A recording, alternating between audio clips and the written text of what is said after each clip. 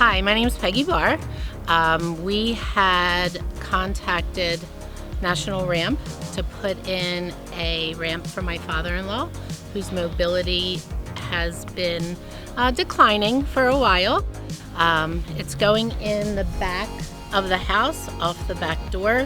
One thing that's helpful about this ramp is it's going to give my father-in-law his freedom. The cement steps were very difficult for my father-in-law because of his declining mobility. We didn't like him climbing the steps by himself. Someone always had to be here with him.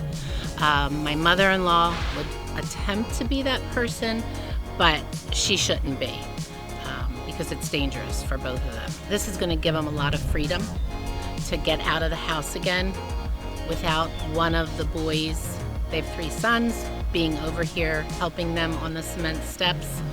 They're going to be able to get in their car, they're going to be able to go places again. It's been great. It really has been. Thank you, National Ramp, for giving my father-in-law the freedom that he deserves.